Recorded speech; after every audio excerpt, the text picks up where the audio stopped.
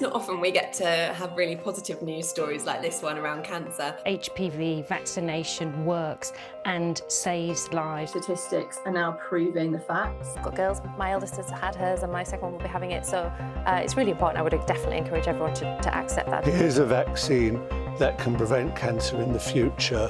Why wouldn't you have it?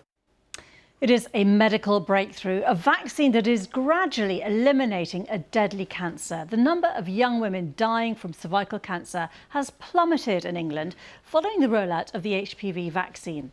We're going to tell you why it is making such an impact and whether this type of vaccine could revolutionise cancer care. So, the basics. HPV stands for human papillomavirus, a common group of viruses which can lead to serious health problems. There is a vaccine for this, and now landmark research shows that cervical cancer deaths have fallen sharply since that vaccine started being given to school-aged girls. Here are some of the key findings of that report. For the first time on record between 2020 and 2024, no women in their early 20s died of cervical cancer, and women below the age of 30 had an almost zero risk of death. Experts say around 200 lives have been saved as a direct result of the vaccine. Kath Burns is our health expert. So, Kath, let's start with some of the fundamental questions. First of all, what is HPV? Well, we talk about it as a virus. It's actually a group of about 100 viruses. They're very common. They are very contagious. Most of us will have had them at some point and probably not even noticed because it often goes away without causing any issues. But sometimes it can cause abnormal cell changes that years later could go on to cause cancer, like cervical cancer. In terms of how you catch it, it's really easy to catch. You can get it from sex, but it doesn't just have to be sex. It can be any kind of close skin-to-skin contact with your genitals or from sharing things like sex toys. Condoms do help, but because they don't entirely cover that area, they don't entirely protect against it. And can you tell us a little bit more about the vaccine? Who exactly can get it? How does it work? So schoolgirls in the UK have been offered it since 2008. Essentially, it stops cancer before it starts. Boys have been offered it since 2019, and it helps protect them against anal, penis, throat and mouth cancer, as well as stopping them from passing on the HPV virus. It's offered essentially to all school children, secondary school children aged 11 to 13 in the UK.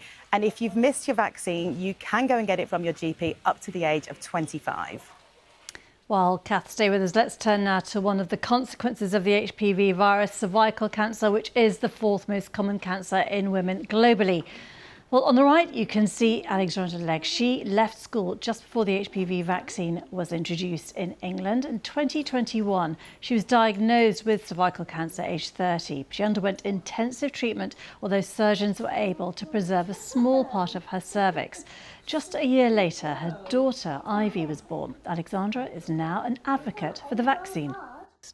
I just remember hearing the words and everything went through my head. It was just, it was so hard, but at the same time, I knew something wasn't right. So it was such a shock, but knowing something wasn't right, it just answered all of my questions and fears that I had.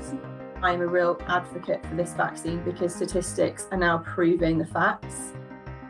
Smear tests now specifically look for HPV to reduce the risk. And I know when Ivy is old enough, I will be taking her, she will be first in the queue. I'm not letting her not have this. So, Kath, can you tell us a bit more about cervical cancer? What are the symptoms and how is it treated? Well, let's start with the absolute basics. The cervix is the opening between the vagina and the womb. This kind of cancer is most common in women aged 30 to 35, but it can happen at any time. About 2,000 women every day get diagnosed with it worldwide. In the UK, the government has pledged to eliminate it by 2040. With symptoms, the important thing to say is we're talking about symptoms that are not usual for you. So that could be vaginal bleeding that isn't usual for you, maybe during or after sex, maybe between periods or during the menopause. Also changes in discharge, pain during sex, pain in your lower back and in your tummy. It's really important to say, every woman out here will go, they are symptoms of lots of other conditions. So it's about what's usual for you. If you're worried, though, do go to your GP because early diagnosis leads to better treatment options. OK, well, the number of people dying from cervical cancer is expected to keep falling, and that is as more people get the HPV jab and vaccinated people grow older. Cancer Research UK funded the latest study, and their chief executive celebrated the scale of this achievement. The new research demonstrates that HPV vaccination works and saves lives, reduces the number of deaths from cervical cancer, and we have the possibility of eliminating cervical cancer as a public health issue here in the UK. Well, she spoke about eliminating cervical cancer as a public health issue entirely. Kath, that sounds really optimistic. How much of an impact could a successful vaccine campaign actually now have? That's the thing. As a health correspondent, it is so rare to hear experts or scientists talk about elimination. You want that kind of conversation, you just don't get it. And they're also calling it an incredible milestone. So they're saying that these figures are actually going to be the tip of the iceberg, because as more generations get vaccinated and protected, more lives are going to be saved. I think really, though, the best example for us to look at is Australia, because they were the first country worldwide to come up with this vaccine. And they are not seeing any new cases in women under 25. Their aim is to eliminate cervical cancer by 2035, and they think they're going to do it early. One of the main stumbling blocks potentially to eliminating cervical cancer is the uptake of the HPV vaccine. Well, charities are warning that too few teenagers and young people are coming forward to get the jab.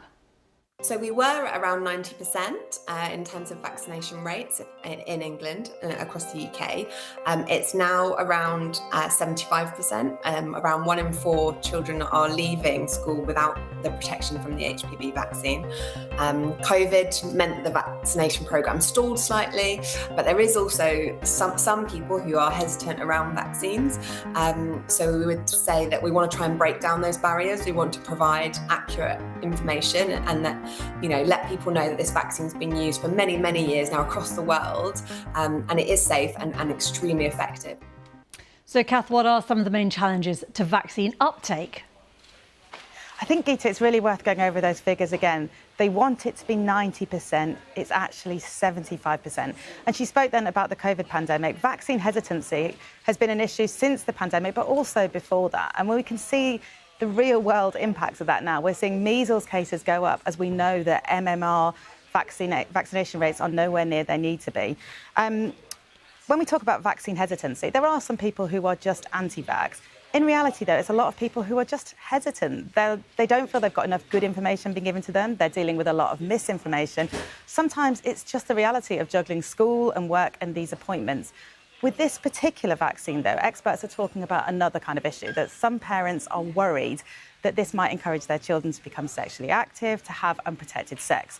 The public health answer to that is that the earlier you get protection here, the longer lasting immunity you're more likely to build up. So it's important to get it before you become sexually active. And the HPV vaccine is already saving hundreds of lives, as we've been saying. Scientists believe it could eliminate the cancer altogether in the near future. That success is something that many other areas of cancer research would like to replicate. So, Kath, what can we learn overall from the success of this vaccine, and what is the big picture for cancer research and treatment globally? Well, cancer researchers will be looking at this vaccine and thinking, right, what are they doing and we can copy it. So some of the clinical trials I can tell you about are also looking at preventative vaccines. So they're trying to stop cancer before it starts. One of them is for lung cancer. Now, this one is targeting people who are at high risk of developing lung cancer. It essentially uses the same technology as COVID vaccines, and it trains the immune system to recognise certain proteins that are linked to the disease. There's another one with ovarian cancer. And again, this is targeted at women who are at high risk of getting it.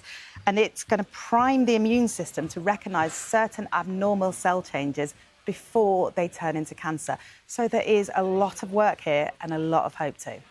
Kath Burns, thank you. And that is some of the key points that you need to know about the vaccine eliminating a deadly cancer.